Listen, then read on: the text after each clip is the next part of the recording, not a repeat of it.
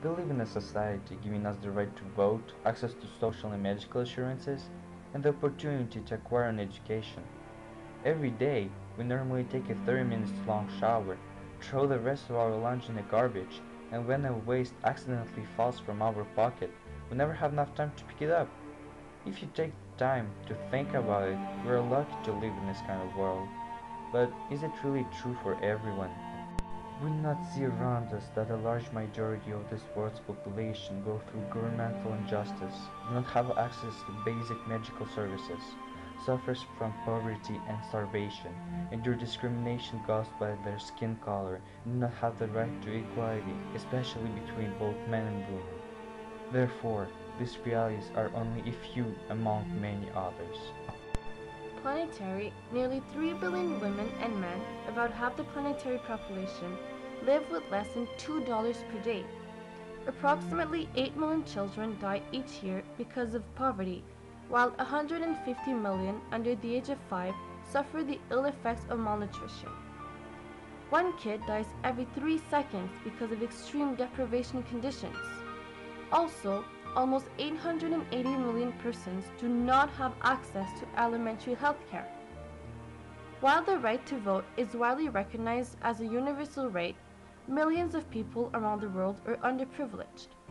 For example, non-citizens, youth, minorities, criminals, homeless, disabled people, and especially women in certain countries in the world still cannot vote. In fact, in Saudi Arabia, women still cannot exercise the right to vote or run for local elections.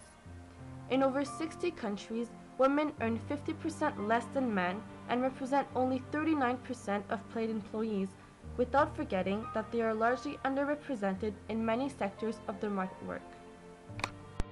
Reality strikes. We live in a diverse nation made up of different cultures, languages, races, and backgrounds, which makes our world entertaining. Treating people with respect and equality makes our world a better place to live, and whether it is at home, at school, in our community, or whatever else in this world. Treat people the way you'd like to have them treat you. To help families in extreme poverty, many organizations exist, such as the Organization for Economic Cooperation and Development, as well as the Red Cross, whose mandate is not only to assist victims of armed conflicts or to help communities affected by disasters, but also to be the guardian and promoter of international humanitarian law. Also, countries such as Canada, Switzerland, and France donate a part of their national income to countries in need. Moreover, the United Nations have set in 2000 several objectives to be achieved by 2015, including eradicate extreme poverty and hunger, promote equality between men and women, and reduce child mortality. Aside humanitarian and national organizations, mutual aid comes from each and every one of us. Each action or move we make is important and effective, whether it is humanitarian aid, donation, or simply respect of different cultures. Justice, respect of diversity, equality are three important values to which everyone has the right to, regardless of their gender, skin color, or nationality. We all have a role in this world. But not everyone knows we have a role in this world. We will now go walk through Montreal Street to see what people think about human values. Give me your definition of justice. Justice. I guess when someone who does something, anything gets. Use justice. You have a dictionary? No. Justice for me is having the right people doing the right thing for the good of everybody, as opposed to people who have never lived in a situation, i.e. You're looking at people who in a courtroom saying, okay, this is justice, or The Hague, when they actually sort of really haven't been there, they haven't seen it. You've got people, they're putting people on trial, which is a great thing, but then they really need to understand what is behind the whole situation. So it's kind of a lot deeper than, well, justice is getting the bad people into jail and good people on the street. That's not really justice. Give me a definition of fairness and justice.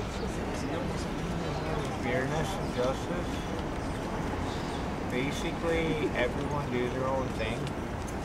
And like, if you're not hurting anybody else, if you're not causing nobody else any pain or any problems, so be it. Do what you do.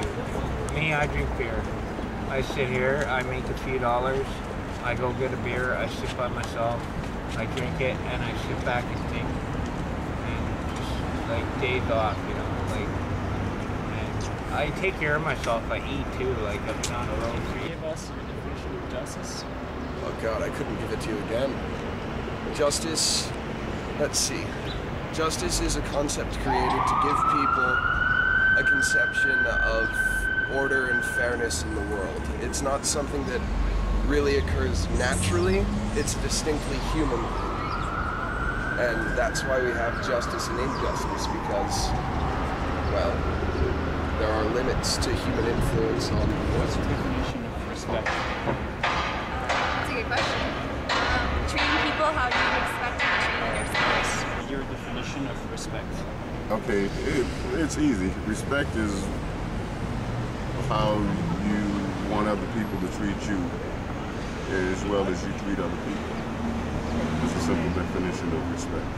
That means if you keep an open mind to an individual and you talk things out with them and you find out where they're coming from, and then you find out where you're coming from, and you have the mutual boundaries towards each other, that's respect.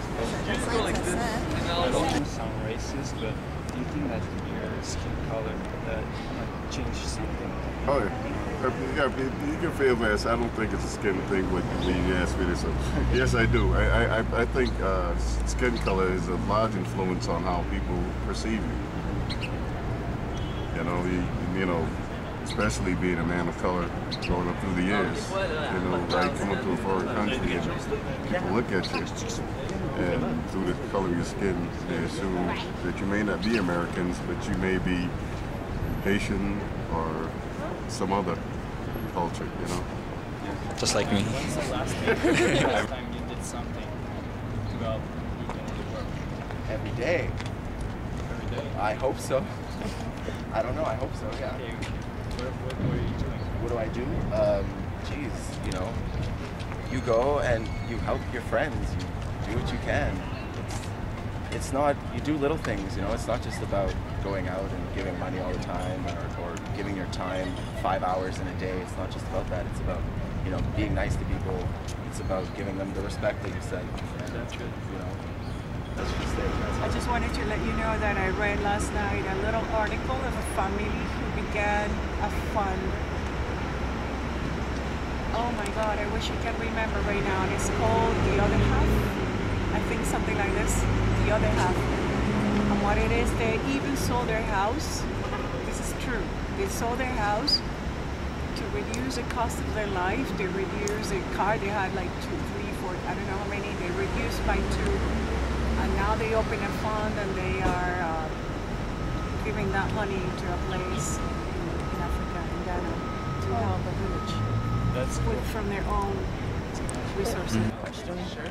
Okay, so when you know this organism, just tell me. Okay. You know this. You know that? No.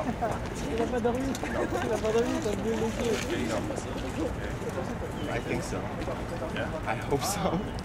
I'm not sure. What is What's this organism? I don't know, the Red Cross? The Red Cross? No, it's not, eh? No, I don't think so, I know. Maybe it's Swiss. Yeah. You know this one? Yeah, I know that one. And I think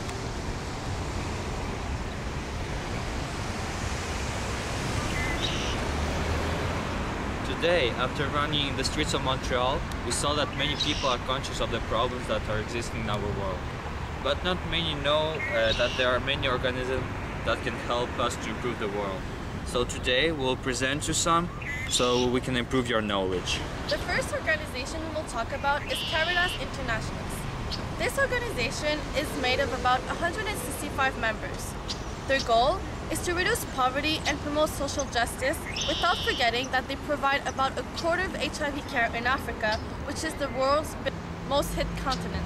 The second organization is Action Against Hunger, ACT International, which is a global humanitarian organization committed to end hunger in the world. Recognized as a leader in the fight against malnutrition, this organization saves the lives of millions of children which are malnourished. Also, they provide communities with access to safe water and sustainable solutions to hunger. Another organization we'll talk about is Save the Children. The mission of this organization is to ensure children in need and grow up protected, safe, educated, healthy, and well-nourished. There's also Equality Federation. It's a national alliance of state-based lesbians, gay, bisexuals, and transgenders advocacy organizations. Their goal is to achieve equality all around the states and the world. In this video, we've been talking about three important values of our world: equality, respect of diversity, and justice. After running in streets of Montreal, we saw that a lot of people don't even know what is the definition of those values. But also, people are conscious of the problems that are surrounding us, but they don't know how we can solve them. Even though many organizations exist, a lot of people do not seem to know them. Also, citizens which we interviewed seem to all agree that it does not take big actions to help people, but only small actions such as respecting people, being fair with everyone, and living in a world of justice and equality. When you're down and out, and there seems no hope at all. But if you just believe, there's no way we can fall. Well, I don't see it lies. Change can always come. Good day.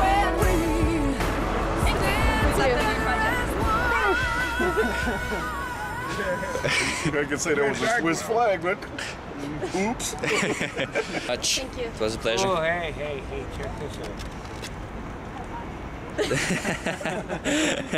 That's my pretty smile. Amplify the love and watch it multiply. Feeling like the